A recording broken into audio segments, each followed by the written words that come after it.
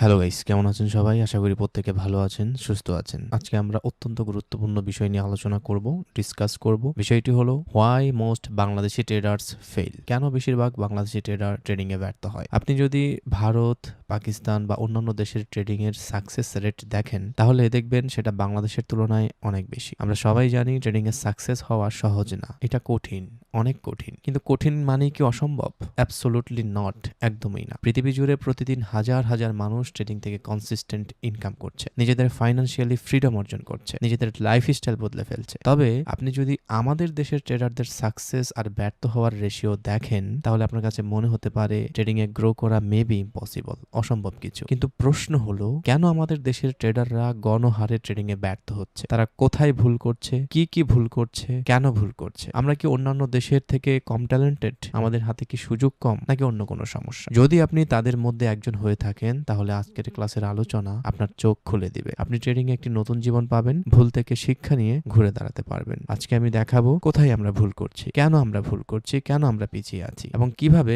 আপনি 90% ব্যর্থ হওয়ার ভিড় থেকে বের হয়ে 10% সফলদের দলে যেতে পারবেন। তাহলে চলুন জেনে নেই কি কারণে বেশিরভাগ বাংলাদেশি ট্রেডার ব্যর্থ হয় এবং কি কারণে আপনিও ট্রেডিং এ সফল হতে পারছেন না।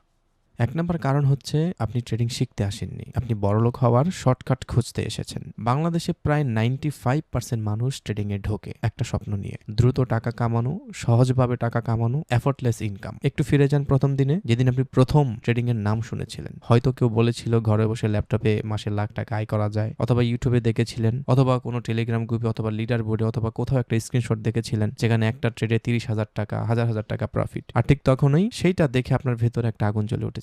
আপনি মনে মনে ভেবেছিলেন এটা আমিও পারবো। আর যারা এটা দেখিয়েছিল আপনাকে, তারাও বলেছিল আপনি এটা পারবেন, এটা খুবই সহজ, আমি পেরেছি, আপনিও পারবেন। আপনার ভেতরে একটা স্বপ্ন জেগে উঠলো। এই স্বপ্নটা খুবই পাওয়ারফুল, খুবই সিডাকটিভ, কিন্তু এখানেই লুকিয়ে আছে আপনার পতনের বীজ। কারণ আপনি ট্রেডিং কে দেখেছিলেন একটা ইনকাম মেশিন হিসাবে, একটা স্কিল হিসাবে নয়। আপনি তখন ভাবেননি একজন ডাক্তার হতে লাগে 5 বছর, একজন ইঞ্জিনিয়ার হতে লাগে 4 বছর, কিন্তু একজন প্রফিটেবল ট্রেডার হতে আপনি বিশ্বাস করে ফেলেছিলেন 3 মাসের একটা কোর্স, কিছু ইউটিউব ভিডিও, আর আপনি রেডি। কিন্তু বাস্তব রিয়েলিটি একটু আলাদা। ট্রেডিং কোনো শর্টকাট না। ট্রেডিং হলো ডিসিপ্লিন, সাইকোলজি, পেশেন্স আর ইয়ার্স অফ এক্সপিরিয়েন্সের খেলা। এখানে মার্কেট কারো স্বপ্ন দেখে না, আপনার ভেতরে কেমন ইমোশন সেটাও বোঝে না। মার্কেট শুধু একটা জিনিসই দেখে, একটা জিনিসই বোঝে, আপনি কতটা প্রস্তুত, আপনি কতটা প্রিপেয়ার। আর যখন আপনি প্রস্তুত না হয়েই শর্টকাট নিতে চান, তখন মার্কেট আপনাকে শিক্ষা দেয়, চরমভাবে শিক্ষা দেয়। মার্কেট তখন ধীরে ধীরে নির্দয়ভাবে আপনার সেই ভুল ধারণার জন্য আপনার অ্যাকাউন্ট থেকে টাকা কেটে নেয়। শীর্ষধনী ওয়ারেন বাফেট বলেছিলেন, the market is a device for transferring money from the impatient to the patient. অর্থাৎ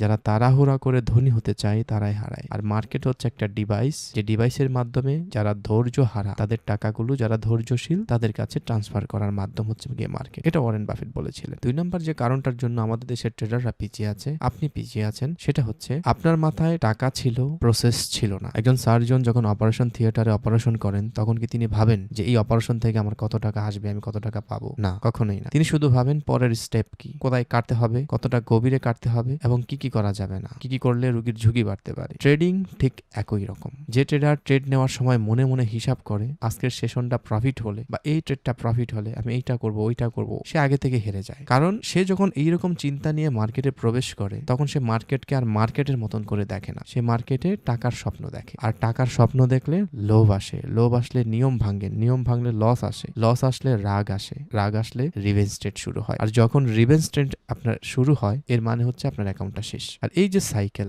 এটা ঘুরতেই থাকে, চলতেই থাকে। কিন্তু এইখানেই একজন প্রফেশনাল ট্রেডার ব্যতিক্রম। একজন প্রফেশনাল ট্রেডার শুধু দেখেন সেট আপ আছে কিনা, রিস্ক কতটুকু, আর যদি ভুল হয় সর্বোচ্চ কত টাকা লস হবে। তার কাছে প্রসেস আগে, টাকার চিন্তা পরে। 3 নাম্বার যেই কারণ, সেটা হলো আপনার সবচেয়ে বড় শিক্ষক হওয়া উচিত ছিল লস, কিন্তু আপনি লস থেকে পালিয়েছেন। যখন একটা ট্রেডে লস হয়, আপনি কি করেন? সাধারণত প্রত্যেকটা ট্রেডার 3টা পরিস্থিতির মধ্য দিয়ে যায়। এক, যদি তার ট্রেড লস হয় তৎক্ষণাৎ আরেকটা ট্রেড নেন রিকভার করার জন্য, আর এই রিকভার থেকে ধীরে ধীরে রিভেঞ্জ ট্রেডে যায়, অ্যাকাউন্ট ফাঁকা। 2, সে স্ট্র্যাটেজি বদলায়, এই স্ট্র্যাটেজি কাজ করে না, নতুনটা খুঁজি। আর এভাবে জীবনে অনেক স্ট্র্যাটেজি সে বদলায়, কিন্তু কোনোটাই কাজে আসে না। 3 নাম্বার যে পরিস্থিতির মধ্য দিয়ে যায়, সেটা হচ্ছে সে অন্যকে দোষ দেয়। মেন্টর ভুল ছিল, সিগন্যাল ভুল ছিল, এই এই মার্কেট ব্রোকার ভালো না, এই ব্রোকার ম্যানিপুলেট করে, মার্কেট ম্যানিপুলেট করেছে, ট্র্যাপ করেছে, ইত্যাদি ইত্যাদি। ইত্যাদি। কিন্তু যেটা তারা কখনোই করে না সেটা হচ্ছে শান্তভাবে বসে নিজেকে কখনোই জিজ্ঞেস করে না যে আমি কোথায় ভুলছিলাম। ঠিক এই জায়গাটাতেই একজন প্রফেশনাল ট্রেডার, একজন প্রফিটেবল ট্রেডার একটু ব্যতিক্রম। একজন প্রফেশনাল ট্রেডার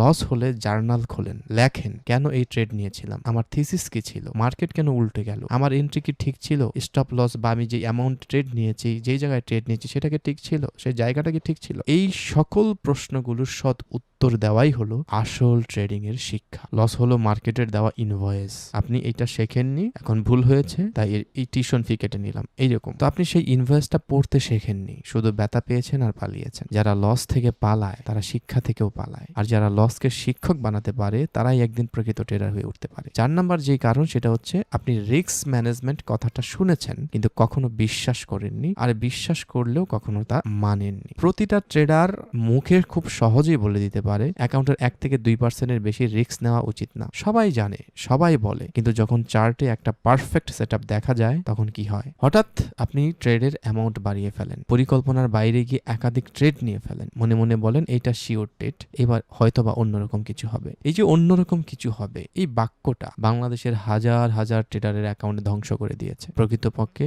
মার্কেটে কোনো ট্রেডই কখনো শিওর হয় না, কখনো না। বাস্তবতা খুব নির্মম কিন্তু সহজ। যদি আপনার অ্যাকুরেসি 51% বেশি থাকে আর প্রত্যেকবার আপনি সঠিকভাবে রিস্ক ম্যানেজমেন্ট করেন তাহলে দীর্ঘমেয়াদে আপনি প্রফিটেবল হবেনই। কিন্তু এই যে সত্যটা, এটা শুনতে একটু সাদামাটা লাগে, তাই অনেকেই এটা মানে অ্যাডপ্ট করে না, নিজের ভিতরে এটাকে অ্যাপ্লাই করে না। তারা চায়, আপনি চান 95% অ্যাকুরেসি, চান একটা ট্রেডেই বড় প্রফিট, চান খুব দ্রুত ধনী হতে, কিন্তু মার্কেট এই অহংকারের দাম খুব ভালোভাবে রাখে। আপনি যখন রুল জানেন কিন্তু ভেতর থেকে বিশ্বাস করেন না, তখন একটা পারফেক্ট লাগা সেটআপই আপনাকে ধ্বংসের দিকে নিয়ে যেতে পারে। সত্যিকারের প্রফেশনাল ট্রেডার জানেন রিস্ক ম্যানেজমেন্ট কোনো সাজেশন নয়, এটা টিকে থাকার একমাত্র উপায়। তাই পরের বার যখন মনে হবে এইবার অন্যরকম, তখন থামুন, শ্বাস নিন আর নিজেকে মনে করিয়ে দিন মার্কেট কাউকে ছাড় দেয় না। রুল ভাঙলে শুধু একটাই শাস্তি, অ্যাকাউন্ট শেষ। রিস্ক ম্যানেজমেন্ট বিশ্বাস করুন, শুধু মুখে নয়, আপনার প্রতিটা ট্রেডে, প্রতিটা সিদ্ধান্তে, প্রতিটা সেশনে সেটা যেন অ্যাপ্লাই হয়। 5 নাম্বার যে কারণ সেটা হচ্ছে আপনি কনসিস্টেন্সি চাননি, আপনি চেয়েছেন বিগ উইন। এটাই বাংলাদেশের ট্রেডিং কালচারের সবচেয়ে বিষাক্ত অংশ। এখানে সবাই শুনতে চায় একটা সিঙ্গেল ট্রেডে 80,000 টাকা প্রফিট, কিন্তু কেউ শুনতে চায় না এই মাসে ছোট ছোট করে ট্রেড নিয়ে 18% রিটার্ন পেয়েছি, আমি এই মাসে $200 দিয়ে শুরু করে পুরো মাসে $150 থেকে $300 আমি প্রফিট করেছি। এই কথা অনেকে শুনতে চায় না, কারণ আমাদের ব্রেনটা এমন ভাবে ট্রেন্ড হয়ে গেছে যে আমরা বড় কিছু না শুনলে সেটাতে থামি না। আমাদেরকে অ্যাট্রাক্ট করে একদিনে লিডার বোর্ডে চলে গেছে $2,500 5টা ট্রেডে, এইটা আমাদেরকে অ্যাট্রাক্ট করে। কিন্তু একটা ছেলে $200 দিয়ে একটা অ্যাকাউন্ট শুরু করেছে, 1 মাস পরে সে $200কে $500 বানিয়েছে। এইটা আমরা অ্যাডপ্ট করি না, এটা আমাদেরকে অ্যাট্রাক্টও করে না। বাস্তবতা কি জানেন, বিশ্বের সেরা হ্যাজ ফান্ডগুলো যদি বছরে 20 থেকে 30% রিটার্ন দিতে পারে তাহলে সেটা তাদের জন্য অসাধারণ অর্জন বলা হয়। বিশ্বের শীর্ষধনী ওয়ারেন বাফেটের গড় বার্ষিক রিটার্ন কত জানেন? মাত্র 20%। আর আপনি চাইছেন মাসে 100%, আপনি চাইছেন প্রতি সেশনে 100%, মানে আপনি একটা সেশনে $50 নিয়ে নামবেন, সেটা দিয়ে মিনিমাম $100 আপনি প্রফিট করবেন। এটা অবাস্তব, এটা আনরিয়ালিস্টিক। এই অবাস্তব ও অহংকারী চাওয়াটাই আপনাকে ওভার লেভারেজ করিয়েছে, একটা ট্রেডে সবকিছু ঢেলে দিতে পরিচিত করেছে, গ্যাম্বেল করিয়েছে। মার্কেট এই ধরনের লোভের সুযোগ কখনো ছাড়ে না, সে আপনার অ্যাকাউন্ট একদম সাফ করে দেয়। সত্যিকারের কনসিস্টেন্সি হলো ট্রেডিং এর আসল সম্পদ। ছোট ছোট প্রফিট, ছোট ছোট জয় একটার পর একটা জমতে জমতে একদিন বড় হয়ে ওঠে, কিন্তু সেই ধৈর্য, সেই শৃঙ্খলা আপনার ছিল না, কারণ আপনি শর্টকাট খুঁজতে এসেছিলেন, দ্রুত ধনী হতে চেয়েছিলেন। আর মার্কেট কখনো শর্টকাট দেয় না, সে শুধু ধৈর্যশীল ও কনসিস্টেন্ট ট্রেডারদের পুরস্কৃত করে। যারা বিগ উইনের পেছনে ছোটে তারা শেষ পর্যন্ত বিগ লসের শিকার হয়, আর যারা কনসিস্টেন্সিকে আঁকড়ে ধরে তারাই একদিন সত্যিকারের বড় জয়ের মালিক হয়। 6 নাম্বার যে কারণটা সেটা হচ্ছে আপনি নিজেকে চেনেননি, তাই মার্কেট আপনাকে নিজেকে চিনিয়ে দিয়েছে। ট্রেডিং পৃথিবীর একমাত্র জায়গা যেখানে আপনি নিজেকে কখনো লুকাতে পারবেন না। সমাজে আপনি হাসি মুখে মিথ্যা বলতে পারেন,